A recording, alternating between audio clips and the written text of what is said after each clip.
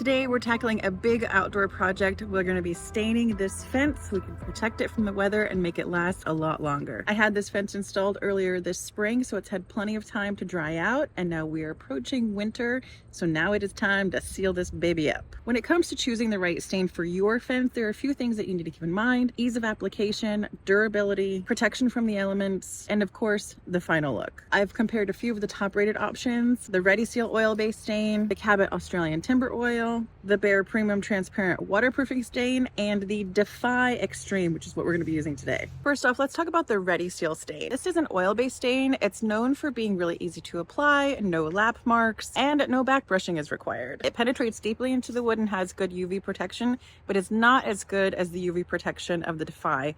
The DEFY has this like nanotechnology, which I'm going to talk about here in just a second. The only con to the Ready Seal is that it is an oil-based and it's not super environmentally friendly. I'm also on a pregnancy journey, so I'm trying to limit myself to toxins like super VOCs that happen to be in oil-based products. So that was one of the reasons I chose a water-based stain like the DEFY. The Cabot Australian Timber Oil is a fantastic option. I actually have a gallon of this that we're going to try out on another project. I'm going to seal my deck with this, so stay tuned. Make sure you're subscribed for that. The Cabot Timber Oil is incredibly durable, especially for harsher climates. Another difference between the two oil-based options I've mentioned so far: the Ready Seal, you don't have to do any prep work when you go to reapply in a few years. The Timber Oil, I think you do. I think you have to sand and strip it before you reapply. Cabot does have better UV protection than the Ready Seal. Then again, neither of those have the same amount of UV protection as the DEFY. And then you're going to see here in a little bit, a majority of the fence is in full sun all day, so I need something that is going to last and be durable, retain the color with a little bit lower maintenance, and I think the DEFY Extreme is going to do that for me. Then for water-based options, to be honest, the Behr Premium Transparent Waterproofing Stain was a runner-up. The only reason I chose the DEFY Extreme over the Behr was because the DEFY has that nanotechnology of the UV protection, and I think it's just going to last a little bit longer. And then water-based stains, as you know, super easy cleanup with just soap and water, low VOCs, especially for those of you who have pets and plants you want to worry about, and possibly pregnancies. So there you have it. That's why I chose my DEFY stain. So let's get to trying this thing. So I've been talking about the DEFY's use of nanotechnology for UV protection, but what actually is that? They use zinc nanoparticles that act as a sunscreen for the wood. So a lot of the times in your sunscreen, if it's a physical sunscreen, it's either going to be, I think it's zinc oxide and titanium dioxide are the actual physical sunscreens. Chemical sunscreens are different, but they use that same kind of sunscreen technology for your wood. So I'm guessing that since that sunscreen is in there, it's going to make the color, the light walnut color that I chose, last longer. I do have a little section over here that is in shade a lot of the time, and it's supposed to be a really good defense against mold and mildew. So we will find out. Before you get started, you're going to want to make sure that your wood is clean and dry. So if there's anything like this in the way, make sure that's out of there.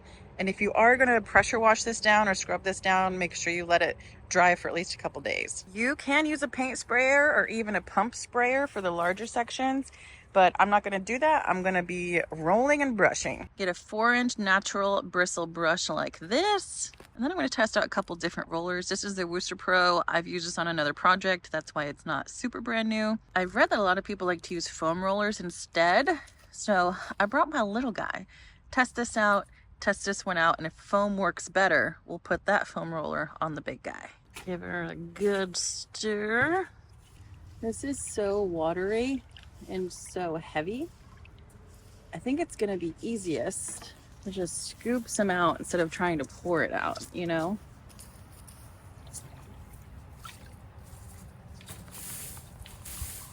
All right, one section is done. It looks really good.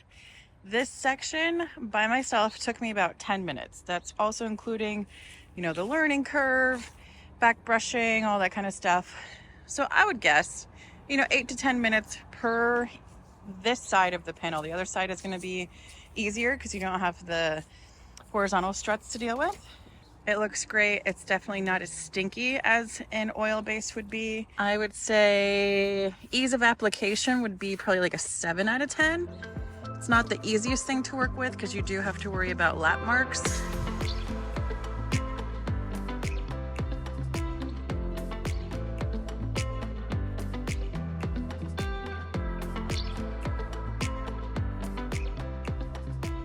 I have a method down now. The best way I have found to do this, load up your roller. I'm just using a regular nap, it's not the foam.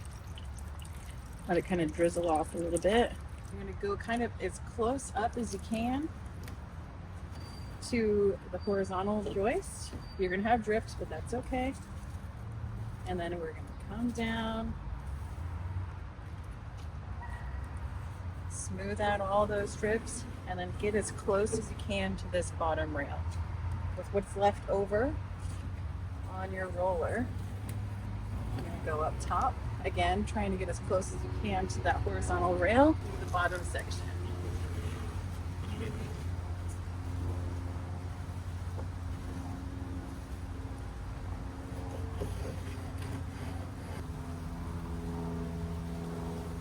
Then you're gonna load up your brush, kind of flood this seam right here with whatever you have left. You're gonna pull it up. You're gonna go underneath.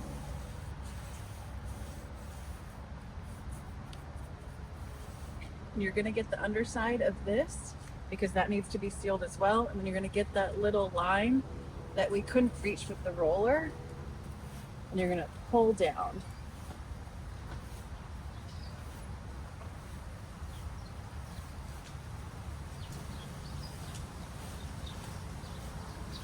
And I kind of flood this part, and then you're gonna pull up.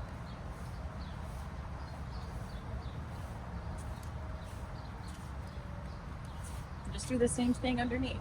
So I still have plenty on my brush. We are aiming to get the underside of this and that line that the roller couldn't reach. Pull down.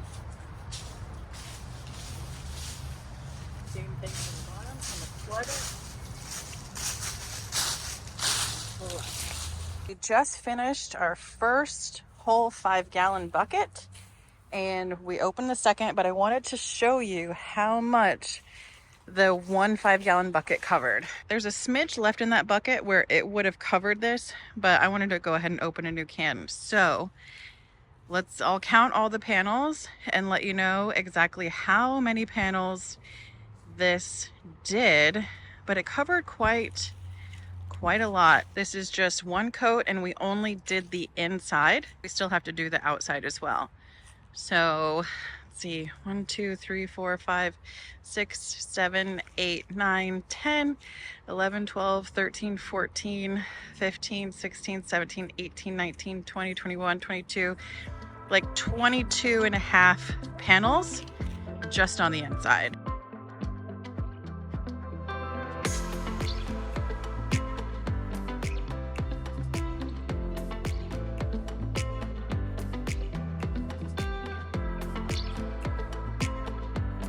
I'm getting a little nervous. This is all I have left, but I think I can make it stretch because I really only have to do this part.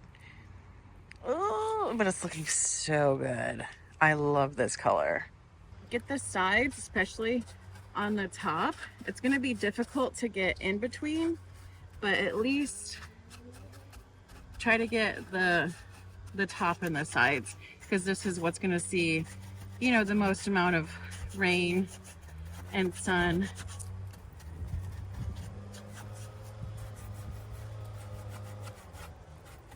And then after you do that, make sure you feather out this, or you're gonna have like drips and it's gonna be like double stained.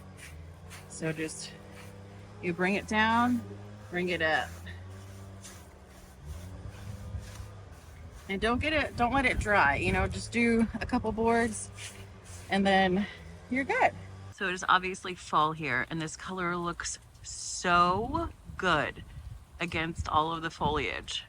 I'm loving this. Look at how pretty. My God.